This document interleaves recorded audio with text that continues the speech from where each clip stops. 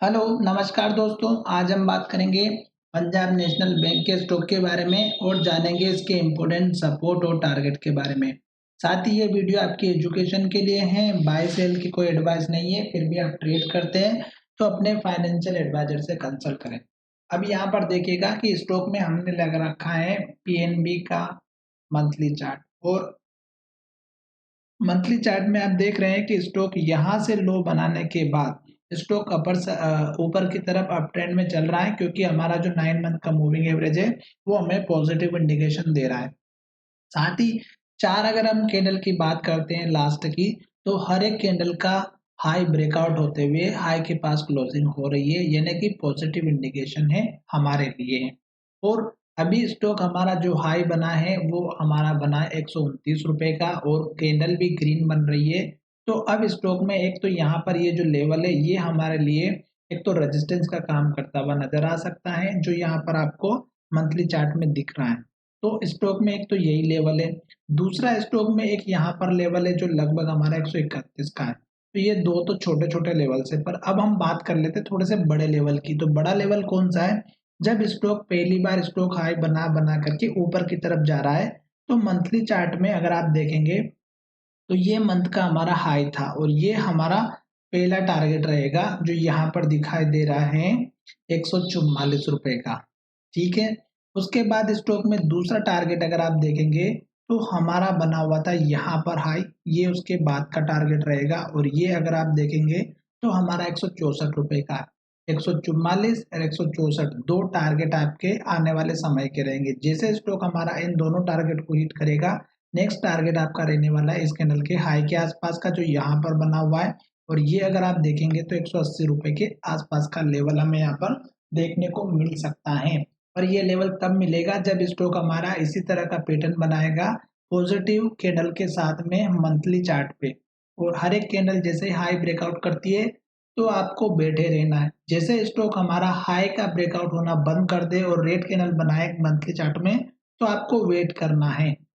अब हम चलते हैं हमारे मंथ की बजाय डेली चार्ट पे। तो आपको सपोर्ट लेवल कौन सा लेकर के चलना है?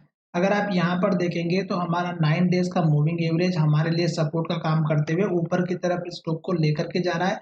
और यहाँ पर अगर आप देखेंगे तो हमारा जो पिछला हाई था स्टॉक का 128 रुपए का, वो स्टॉक ने आज के दिन ब्रेक किया, और आज स्टॉक ने 129 रुपए 30 पैसे का हाई बना करके वहीं पर क्लोजिंग दे दी। तो कल जैसे हमारा इस स्टॉक का हाई ब्रेकआउट होगा तो आपको मैंने जो दो टारगेट बताए वो आपको देखने को मिलेंगे।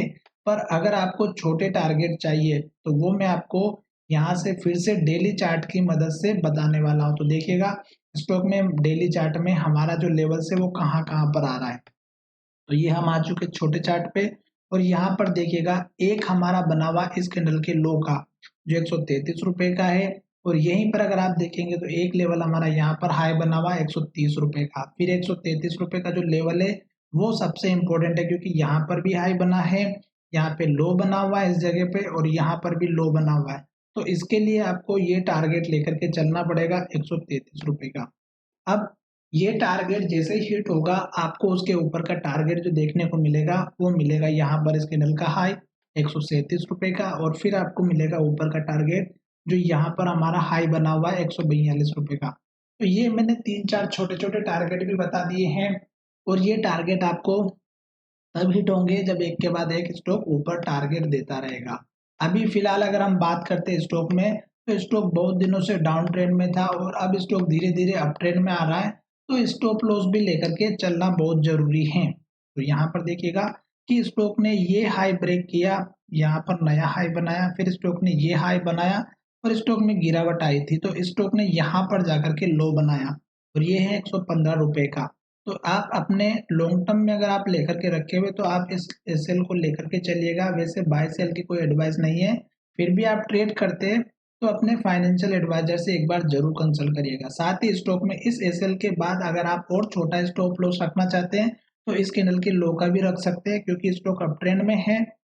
तो अब इस लो के ऊपर ही लो बनाना चाहिए, तो इस कैंडल के लो का भी अपना एक स्टॉप लॉस या सपोर्ट लेवल लेकर के चल सकते हैं। अब जैसे स्टॉक हमारा हिट होगा ऊपर की तरफ, तो ये 2-3 मैंने टारगेट आपके सामने बना करके रखे हैं।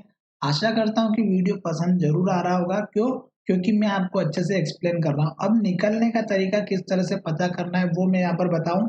यहाँ पर देखिएगा 3 ग्रीन कैंडल बनी, उसके बाद हर एक कैंडल का हाई ब्रेकआउट हुआ, हर एक कैंडल ने क्लोजिंग अपने हाई के पास में दी है। जैसे यहाँ पर देखिएगा स्टॉक ने ग्रीन कैंडल बनाई, हर एक कैंडल हाई को ब्रेक कर रही थी और इस रेड कैंडल में देखिएगा स्टॉक ने हाई को ब्रेक नहीं किया। तो चाहे तो आप इस कैंडल में अपना प्रॉफिट बुक कर सकते थे या जैसे इस कैंडल ने लो का ब्रेकआउट किया अपना प्रॉफिट बुक कर सकते थे। ये चीज थी यहाँ पे। फिर स्टॉक में गिरावट आई थी और गिरावट जब आई थी तो स्टॉक ने इस कैंडल के यहाँ पर देखेंगे तो 3 रेड कैंडल बनाई और उसके बाद हर एक कैंडल ने लो का ब्रेकआउट किया और इस कैंडल में देखिएगा कैंडल पॉजिटिव बनी और स्टॉक ने हमारा हाई के पास क्लोजिंग दी। अब एंट्री करने का जो टाइम रहता है वो यही रहता है कि जब पॉजिटिव कैंडल बनती है तो नेक्स्ट ट्रेडिंग सेशन की कैंडल पर ध्यान देना है और जैसे ही हाई का ब्रेकआउट होता है हमें अपना प्रॉफिट लेकर के या फिर हमें एंट्री लेकर के निकल जाना है। इस बात का ध्यान रखिएगा। अभी स्टॉक हाई पर चल रहा है, कल आशा करते हैं कि स्टॉक हाई को ब्रेकआउट करे और एक नया टारगेट दे। और अब ये जो लेवल्स हैं आपके पुराने जो मैंने बताए हैं ये आपके लिए बहुत ही इंपॉर्टेंट होते हैं। क्यों? क्योंकि स्टॉक जब भी इन लेवल्स के पास में आता है तो हमारे टारगेट जरूर हिट होते हैं। जैसे कि यहाँ पर देखिएगा स्टॉक ने ये पुराना हाई बनाया था और यही हाई अगर आप देखेंगे तो यहाँ फिर से हमें देखने को मिला। तो इस चीज का थोड़ा सा ध्यान रखिएगा और कल के दिन स्टॉक में एक नया टारगेट देखने को मिल सकता है। धन्यवाद, मिलेंगे नए वीडियो में।